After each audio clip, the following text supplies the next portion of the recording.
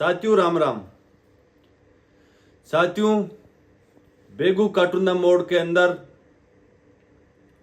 जहां शनिदेव महाराज का मंदिर बना हुआ, किसी दान दाता ने कितने साल पुरानी जमीन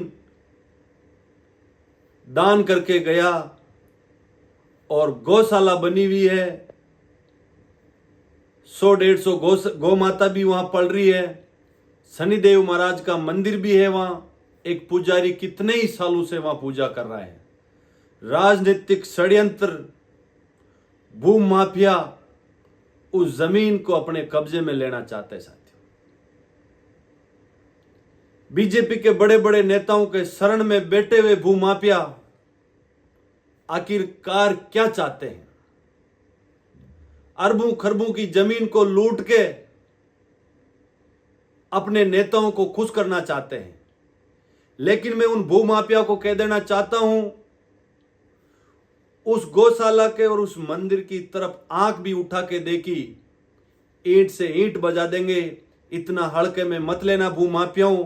तुम्हारा नेता का दिमाग खराब हो गया है, जो इस मंदिर के ऊपर नजर डाल दी, गौ माता की जमीन पे नजर डाल दी, अपने परिवार को लाके भूमाफियाओं को आशीर्वाद रख रखा। नेताजी, आपकी पार्टी गौ माता की बात करती है, राम जी की बात करती है, और मंदिर को तोड़ने का आप प्लान बना रहे हो। इतनी बड़ी भूमाफिया आपने बेगू के अंदर पनपा दिया जो सोचा नहीं जाया कभी भी। लेकिन मैं आपको चेतावनी देता हूं, अगर उस जमीन उस मंदिर के आंच भी आई, ईंट से ईंट बजा दूंगा। और गौ माता के नाम पे जो आपने राजनीति खेली और गौ माता को बेघर करने का जो आप काम कर रहे हो, आपका सपना कतई साकार नहीं होने देंगे। अभी तक हम लोग जिंदा है, इस मेवाड़ की मिट्टी के लिए हम अपना प्राणों की आहुति दे देंगे, लेकिन आपका सपना साकार कतई नहीं होने देंगे। नेताजी, मैं आपको एक बार और बताना चाहता हूं, बीजेपी के विधायक जी, आप इतना मत पालो इन भूमाफियाओं को। 2 साल गुजर गए, अभी तक आपने कुछ किया नहीं, सिर्फ अपनी झोली भर रहे हो और चले जाओगे। लेकिन इस मेवाड़ के लोग, बेगू की जनता जाग गई ना, उस दिन आपको इस बेगू में रहना नामुमकिन हो जाएगा। और इन भूमाफियाओं को इलाज, इतना खतरनाक इलाज करूंगा जो जिंदगी में कभी सोच नहीं पाएंगे कि और किसी जमीन पर नजर डाले। अरे तुम लोगों को चुल्लों पर पानी में डूब के मर जाना चाहिए।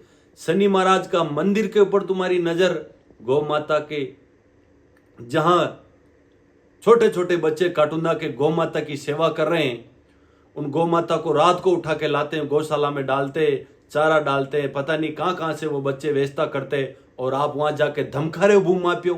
अब धमका के दिखाना, ये नरेश फौजी वहां खड़ा रहेगा उस जमीन के ऊपर।